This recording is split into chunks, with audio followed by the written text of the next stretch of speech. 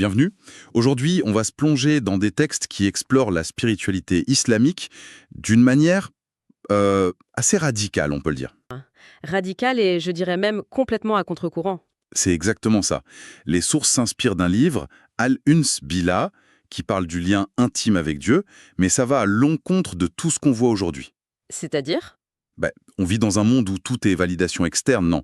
Le personal branding, les réseaux sociaux, ce qui compte, c'est ce qui se voit. Ah oui, d'accord. Et là, on a des textes qui nous disent non, stop. La vraie valeur, elle est invisible. Le plus important, c'est ce qui se passe à l'intérieur, loin des regards. Du coup, ça pose des questions assez déroutantes? Carrément. Comment une action cachée peut valoir plus qu'une action publique? Et pourquoi est-ce que se voir comme insignifiant, ce serait une force? On va essayer de décortiquer un peu tout ça. C'est ça. On pourrait presque voir notre discussion comme une tentative de recalibrer une sorte de boussole intérieure. J'aime beaucoup cette image de boussole. Dans un monde qui nous pousse sans arrêt à regarder le bruit extérieur. Alors on va explorer 3 directions. D'abord, la supériorité de l'état du cœur sur les actions visibles. D'accord. Ensuite, on va s'attaquer à un concept plus difficile, mais qui est crucial. L'humilité radicale, le fait de se voir sans complaisance. Hmm. Et enfin, on verra comment tout ça se traduit concrètement dans l'adoration, pour que justement ce ne soit pas juste un rituel, mais une vraie transformation. En disant que la foi l'emporte sur la quantité d'actions. Oui, Et il y a cette phrase sur Abou Bakr qui est frappante. Il n'a pas dépassé les autres par plus de prières ou de jeûnes, mais par, et je cite, quelque chose qui était fermement ancré dans son cœur. Qu'est-ce que ça peut bien être ce fameux quelque chose? mais c'est le cœur du sujet justement. Ce quelque chose, c'est ce que la tradition appelle le batin, l'intérieur, par opposition au zahir, l'extérieur. Le batin et le zahir, d'accord. L'idée, c'est que ton état interne, la certitude, la sincérité, la pureté de l'intention, c'est le moteur. Les actions visibles, c'est juste la carrosserie. C'est une bonne image, ça. Une belle carrosserie sur un moteur en panne, ça ne va nulle part. Par contre, un moteur puissant, même sur une voiture modeste, ça avance. L'argument ici, c'est que la valeur se juge au moteur, pas à la peinture, quoi. D'accord. L'image est très claire, mais ça reste un peu abstrait. En revanche, l'histoire de Waïs al-Qarni, là, c'est incroyablement concret. Ah oui, Le prophète Mohammed lui-même qui dit que c'est le meilleur de la génération qui a suivi les compagnons. Il va même jusqu'à demander à des géants comme Omar de lui demander de prier pour eux. c'est ça. Et pourtant, cet homme, c'est un parfait inconnu, personne ne sait qui il est. C'est l'exemple ultime. Uwais n'était ni un savant reconnu, ni un chef de guerre, ni un riche mécène. Son statut, exceptionnel, il venait de 2 choses, toutes les 2 internes. Lesquels? Une dévotion absolue envers sa mère, ce qui l'a empêché de voyager pour rencontrer le prophète, et une pureté de cœur que personne ne pouvait voir. Il fuyait la célébrité comme la peste. Et il y a cette anecdote folle quand Omar, devenu calife, le retrouve enfin. Et lui propose une lettre de recommandation pour le gouverneur. Et il la refuse.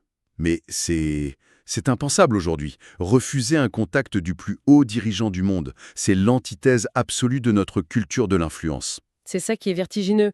Sa réponse à Omar, c'est être parmi les gens simples et méconnus, mais plus chers. Il a activement choisi l'anonymat. Oui, le texte souligne même qu'à Koufa, un homme se moquait de son apparence, de sa pauvreté. Ça montre à quel point son état spirituel était un secret bien gardé. Hmm. L'imam an-Nawawi, en commentant ça, il dit que c'est la voie des connaisseurs et de l'élite des saints. Cacher sa relation avec Dieu, c'est une marque d'excellence. C'est un peu comme la différence entre poster une photo de soi en train de faire du bénévolat et le faire discrètement tous les week-ends sans jamais en parler. Exactement. L'impact réel n'est pas forcément là où on le pense. Donc ce premier réglage de boussole, c'est de se détacher de la validation des autres, de la productivité visible. C'est un énorme défi. Oui, c'en est un. Mais si on arrive à ignorer le bruit extérieur, ça nous amène au défi suivant. Le bruit intérieur. Notre propre ego. Et là-dessus, le texte propose un concept qui a l'air assez radical. Istira an-nafs. Oui, on pourrait traduire ça par l'autodénigrement ou le fait de se voir comme insignifiant. Et tout de suite, il faut préciser quelque chose d'important. Je vous écoute. Ce n'est pas une invitation à la dépression ou au manque de confiance en soi, C'est un outil spirituel. Attendez, parce que ça me semble psychologiquement dangereux. On passe notre temps à nous dire qu'il faut avoir de l'estime de soi pour avancer, pour entreprendre. Comment est-ce que le texte fait la différence entre cette humilité spirituelle et un manque de confiance qui peut être totalement paralysant? C'est une excellente question, et c'est vraiment la clé de tout. La différence, elle réside dans le point de référence. C'est-à-dire? Le manque de confiance paralysant, c'est quand on se compare aux autres et qu'on se sent inférieur. Isdira an-nafs, c'est quand on compare ses propres actions et son état intérieur à ce qui est dû à Dieu. Ah, d'accord. Et face à l'infini, on ne peut que se sentir tout petit. Mais ce n'est pas paralysant, au contraire, c'est libérateur. Ça nous libère du fardeau de devoir être parfait. Il y a cette citation de l'imam Al-Shafi'i qui résume ça. Oui, par un paradoxe magnifique, hein. La personne de plus haute estime est celle qui ne voit pas sa propre estime. C'est une sacrée gymnastique mentale. Donc, il ne s'agit pas de se dire « je suis nul par rapport aux autres », mais de réaliser que peu importe nos efforts, ils sont infimes par rapport à la grandeur divine. Précisément. L'exemple le plus extrême, c'est cette parole attribuée à Ibn Taymiyyah. « Je n'ai rien, rien ne vient de moi et je ne suis rien ». Waouh! Il disait aussi qu'il renouvelait son islam chaque jour, comme s'il ne l'avait jamais vraiment atteint. Cette attitude, elle vise pas à se détruire, mais à anéantir l'orgueil, le plus grand des voiles. Et le texte propose une sorte de test pratique pour voir où on en est sur cette échelle de l'ego? Oui, notre réaction à la critique. C'est un très bon indicateur. Ah oui, cette fameuse grille d'analyse en 4 niveaux. C'est fascinant. Le premier niveau, c'est le plus courant, hein. On est critiqué, on se met en colère, on veut se venger. Le texte l'appelle le perdant. Parce qu'il perd sa paix intérieure. Et sa récompense spirituelle, voilà. Le deuxième niveau, c'est celui qui se met en colère, mais qui arrive à se contenir. Il ne fait pas de mal, mais il bout à l'intérieur. C'est un contrôle, mais ça reste une souffrance. Le troisième, c'est déjà pas mal. On ne se met pas en colère du tout. On excuse la personne, on se dit qu'elle est ignorante, et on passe à autre chose. On préserve sa paix. C'est une très belle qualité, la clémence. Mais le texte y voit un petit piège. En balayant la critique, on n'en apprend rien. Et c'est là qu'arrive le 4e niveau. Le plus élevé. C'est celui qui, non seulement ne se met pas en colère, mais qui est presque reconnaissant pour la critique. Il la voit comme un cadeau. Je dois avouer que la réaction de Fudayl ibn Ayyad, elle est presque choquante. Quelqu'un dans la rue lui crie « Ô hypocrite !» et lui, au lieu de s'énerver, il se met à pleurer et répond « Seul toi m'as vraiment reconnu ». C'est incroyable, hein? Comment on peut arriver à un tel niveau de détachement de son ego? C'est le résultat de cette vision de soi. Pour une telle personne, la critique, c'est une information précieuse. Soit elle est vraie, et c'est une chance de découvrir un défaut pour le corriger, D'accord. soit elle est fausse, et c'est une épreuve de Dieu pour tester sa patience, une occasion de s'élever. Dans les deux cas, c'est gagnant-gagnant. La personne se dit « je sais que j'ai des défauts bien pires que seul Dieu connaît. Alors pourquoi m'offusquer de ce petit truc que quelqu'un m'a pointé ?» C'est une logique implacable. Mais ça doit être facile de tomber dans l'excès, de surjouer l'humilité. Est-ce que le texte nous met en garde contre une sorte de fausse humilité? C'est un excellent point. Et oui, la source aborde précisément 3 pièges à éviter. Ah, bien. Le premier, c'est de ne pas rejeter les compliments sincères de manière forcée, théâtrale. Si des gens vous remercient pour une bonne action, le prophète a dit que c'est une bonne nouvelle anticipée pour le croyant. Donc, la bonne attitude, c'est quoi? C'est de remercier Dieu intérieurement, de remercier la personne sans que ça ne vienne nourrir l'ego. C'est subtil. Et le deuxième piège? Éviter le spectacle de l'autodénigrement. Un grand sage, Al-Hassan al-Basri, disait que critiquer sa propre âme en public, c'est une façon déguisée de la louer. C'est comme dire « regardez comme je suis humble ». Ah oui, je vois le genre. Et le troisième? Ne pas étaler ses états spirituels. Ibn al-Qayyim compare ça à un homme riche qui exposerait ses trésors sur la place publique. Il les rend vulnérables. La sincérité est un trésor qui se garde dans le coffre du cœur. Tout ça est fascinant sur le plan psychologique. Mais comment ça se connecte concrètement à la pratique, à l'adoration elle-même? Absolument. C'est là que la boucle se boucle. C'est le 3e et dernier réglage de la boussole. Si on a compris que tout est pour soi et non pour les autres ou pour Dieu, Qui n'en a pas besoin? voilà, ça change radicalement la façon d'aborder les rituels. Le texte pose une question qui remet tout en perspective quand on dit « Allahu Akbar », Dieu est le plus grand. Est-ce que Dieu devient effectivement plus grand? Mais non, évidemment. Quand on le loue, est-ce que ça ajoute quoi que ce soit à Sa Majesté? Non plus. C'est vrai. Il y a ce hadith Qudsi cité dans les sources qui est très puissant. Ô mes serviteurs, si tout le monde était aussi pieux que le cœur le plus pieux, cela n'ajouterait rien à mon royaume. C'est ça. Donc si ça ne bénéficie pas à Dieu, ça veut dire que c'est à 100% pour nous. La question devient alors, comment on s'assure que ça nous soit vraiment bénéfique? Le texte identifie plusieurs conditions. La première, c'est l'ikhlas, la sincérité. Mais la sincérité a deux facettes.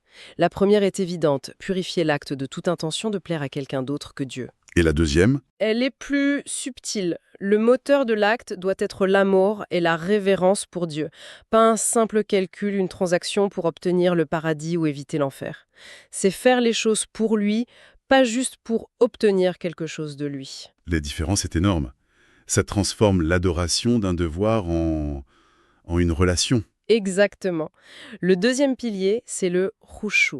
On traduit souvent par humilité, mais c'est plus que ça.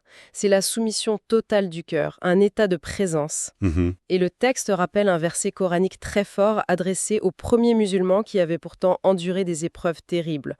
Le moment n'est-il pas venu pour ceux qui ont cru que leur cœur s'humiliait à l'évocation de Dieu? C'est un rappel que même au milieu des plus grands sacrifices, l'état intérieur reste la priorité absolue. Toujours. Il y a une autre idée qui m'a vraiment interpellé. Se concentrer sur le donateur, al-Munim, plutôt que sur le don, en-Nimra. Ça a l'air simple, mais c'est très profond. C'est un changement de perspective qui change tout. On peut jouir d'un bienfait, la santé, l'argent, au point d'en oublier la source. On aime le cadeau, mais on oublie celui qui l'a offert. Et donc la personne vraiment connectée. Quand elle reçoit un bienfait, ce n'est pas seulement sa joie qui augmente, mais son amour pour le donateur. Et ça marche aussi dans l'autre sens. Face à une épreuve, au lieu de se focaliser sur la difficulté, elle voit la main de celui qui éprouve et cherche la sagesse derrière. Ce qui nous amène à la conclusion logique de tout ça, la qualité prime sur la quantité. Toujours. Le Coran ne dit pas que Dieu nous a créés pour voir qui ferait le plus d'œuvres, mais qui ferait les meilleures œuvres. Hassan ou Amalan. Et une œuvre de qualité, c'est... C'est une œuvre qui remplit deux conditions, faite sincèrement pour Dieu et conforme à la tradition. Le texte termine avec une image que je trouve saisissante. Ah oui? La différence entre une action avec intention et une action sans, c'est comme la différence entre un corps vivant et un cadavre magnifiquement habillé. C'est une image forte. De l'extérieur, le cadavre est peut-être impeccable, mais il lui manque l'essentiel, l'âme, l'intention. C'est une coquille vide. Une coquille vide, ça reste en tête. Au fond, si je résume tout ce qu'on a exploré, c'est une invitation constante à un renversement de perspective, Oui, tout à fait. Passer du visible à l'invisible. déplacer le centre de gravité de l'extérieur vers l'intérieur, de la quantité des actions à la qualité de l'intention. De la recherche de l'approbation des gens à la recherche de la sincérité face au Créateur. Le fil rouge de tout ça, c'est que la force spirituelle, la vraie, se construit dans le secret, dans l'humilité, dans une relation qui n'a pas besoin d'être validée par le monde extérieur. Exactement. Que ce soit Uwais qui choisit l'anonymat ou Fudey qui remercie celui qui l'insulte. Et tout ça converge vers une idée simple que le texte met en avant. Le but ultime de tous les rituels, c'est le souvenir de Dieu. La prière est établie pour mon souvenir, dit le Coran. C'est le but final. Ce qui nous laisse avec une dernière pensée à méditer. Si le but final de chaque action spirituelle est de se souvenir, Alors la question qu'on peut se poser, c'est la suivante. Qu'est-ce qui changerait si on abordait chaque instant de notre vie, même le plus banal, non pas comme une tâche, mais comme une opportunité active de se souvenir? laver la vaisselle, conduire au travail, répondre à un email, Voilà. Si la qualité de l'intention peut transformer un rituel en une connexion profonde, qu'est-ce qui dans notre journée ne pourrait pas devenir une forme d'adoration?